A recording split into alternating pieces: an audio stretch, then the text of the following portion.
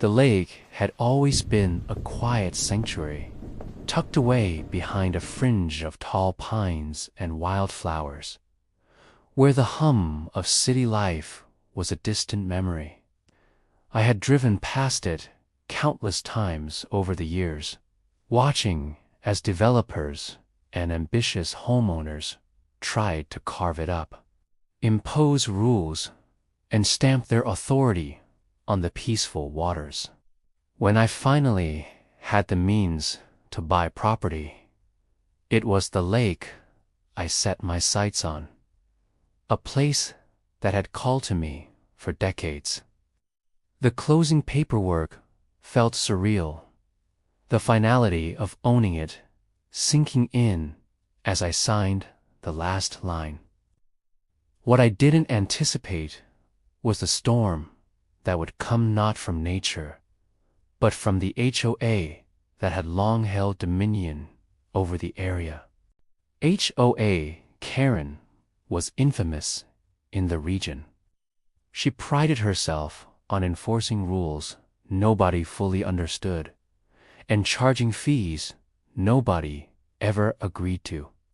Her emails were an art form in passive aggression, her letters loaded with threats thinly veiled as community concerns. For years, homeowners whispered about her, about the ridiculous fines she levied, and the way she seemed to think she owned the entire neighborhood herself. When she first heard I had purchased the lake, her reaction was almost cinematic. I got the call while signing a contract with a local contractor, and the voice on the line dripped fury. "You do realize that by purchasing that property, you are subject to our HOA rules, correct?" she hissed. "And that will include fees you've never considered." I laughed. The audacity was staggering. "What fees?" I asked, keeping my tone calm. "This is my property. I'm not part of your HOA." There was a long pause, then a shrill exhale. "You may not be, but these properties fall under our purview. We will be assessing you for the $130,000 in dues you now owe retroactively for improvements, inspections, and administrative costs that were your responsibility by association law." Her words came out like a dagger, precise and sharp. I stared at the phone, then at the papers I had just signed. Retroactively, for fees I never owed. I laughed again, more incredulous this time. "You want me to pay for rules that don't apply to me?" I asked, my voice rising. "This is my lake, my land. Not a single one of your rules has authority here." Karen didn't take kindly to challenges. I should have expected her to escalate, but what followed was a textbook display of HOA hysteria. Within days, letters began arriving at my mailbox, each more outrageous than the last. The first claimed I was in violation for failing to submit a lake maintenance schedule for the property. I stared at the paper, confused. "I own the lake," I muttered. "I don't submit schedules to anyone." The second letter was more aggressive, claiming I had endangered wildlife by allowing the lake to fall into private mismanagement. And the third, the one that truly made me laugh out loud, demanded immediate payment of the $130,000, citing obscure clauses from documents I had never signed or seen. The sheer nerve was intoxicating.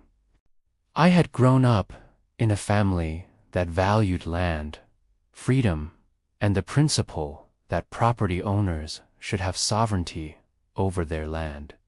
I had no intention of caving to an overzealous HOA queen. The first step was research. I spent hours digging through public records, legal filings, and HOA bylaws. Covering the truth, there was absolutely no legal basis for any fees, retroactive or otherwise. None. The documents were cleverly worded to sound intimidating, but every clause I examined fell apart under scrutiny. I had a strong case, but I also knew that battling HOA Karen would require more than facts. It would require strategy, patience, and a willingness to watch her unravel in real time. The first confrontation took place on site. I arrived at the lake one crisp morning, the water gleaming under a weak winter sun, to find Karen herself waiting at the edge of the property. She was wearing her signature sharp blazer and a look that could curdle milk, clipboard in hand, ready to unleash her arsenal of intimidation. "You need to understand," she began, her voice sharp and clinical, "that your presence here is subject to oversight." I leaned on the railing of the small dock, arms crossed, watching her scowl reflected in the ripples. "Karen," I said, calm and deliberate, "I am the owner of this property. There is no oversight you are entitled to. None of your fees are enforceable. You can leave now, or you can continue to embarrass yourself." Her nostrils flared, and she opened her mouth to retort, but the sudden honking of a tractor in the distance interrupted her.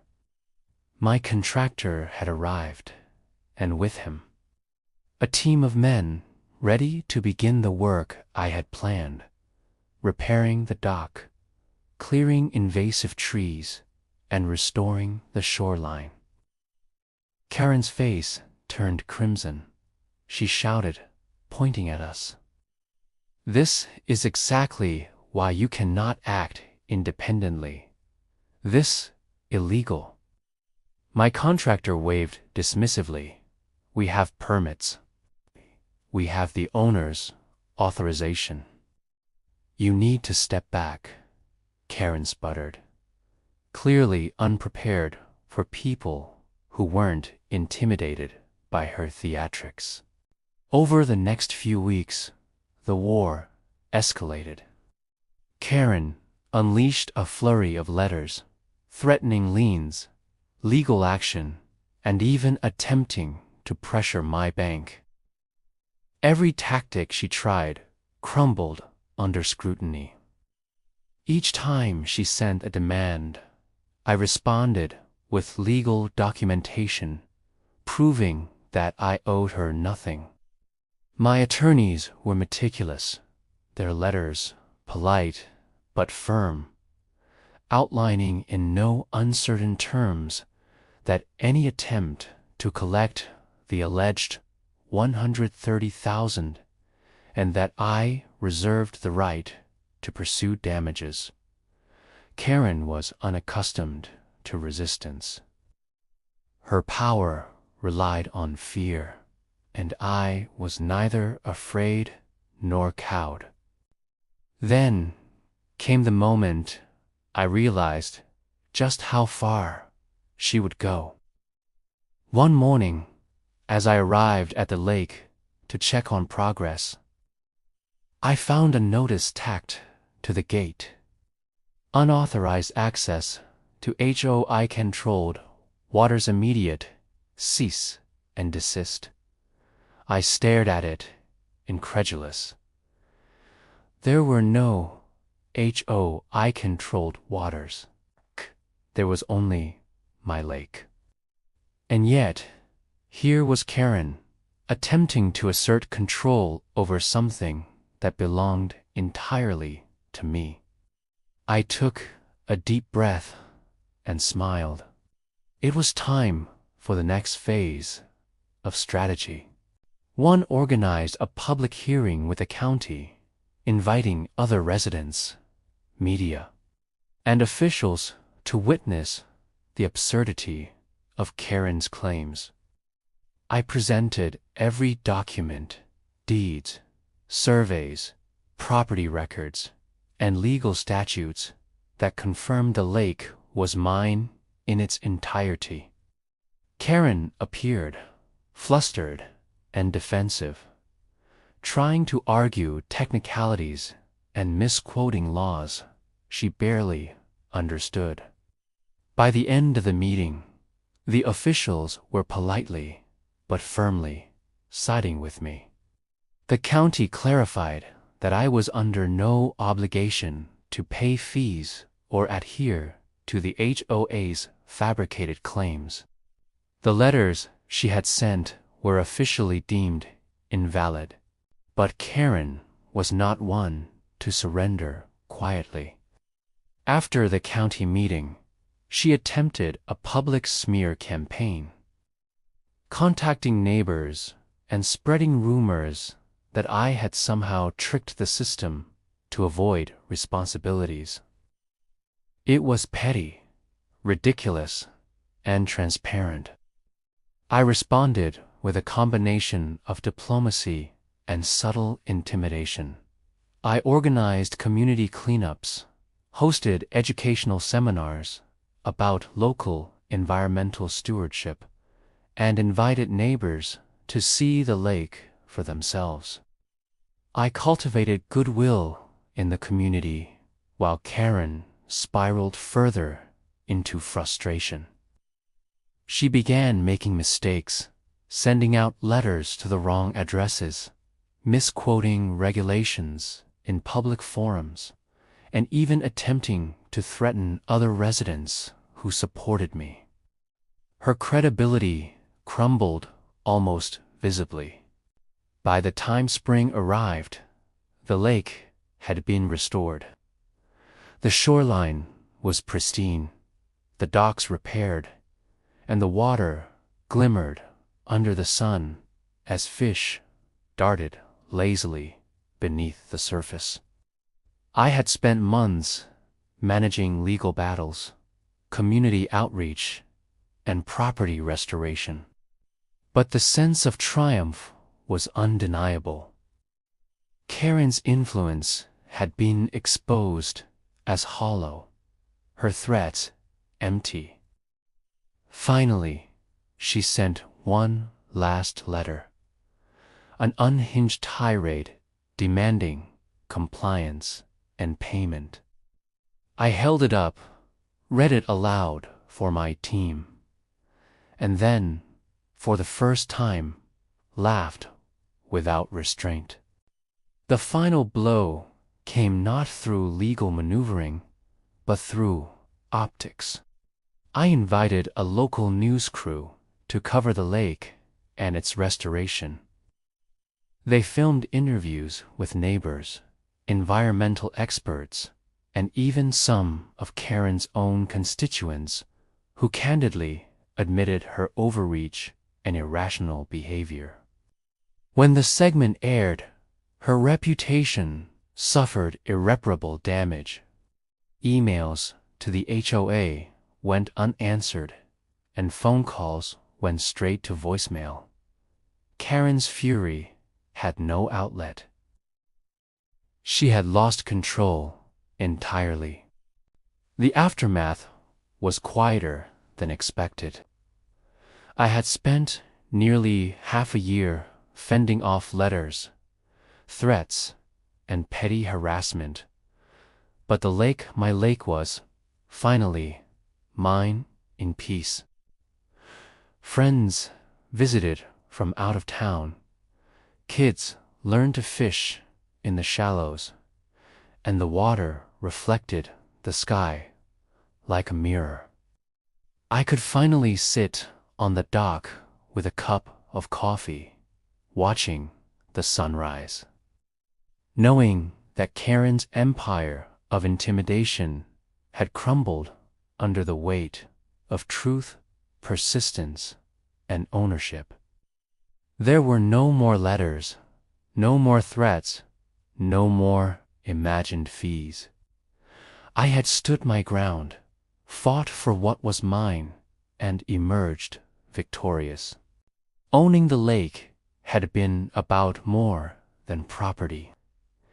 It had been about principle, about standing firm when someone tried to bully, about proving that audacity and arrogance don't trump legality and ethics. HOA Karen's attempts to collect $130,000 in phantom fees were not only unsuccessful, they became a cautionary tale, whispered across the county. I was often asked if I felt vindictive or satisfied, and my answer was simple: justice had been done. The lake had been reclaimed, my rights upheld, and Karen's reign of terror effectively ended. Every time I watched the water ripple in the breeze, I remembered the struggle and smiled, knowing that sometimes owning what's rightfully yours is the best revenge of all.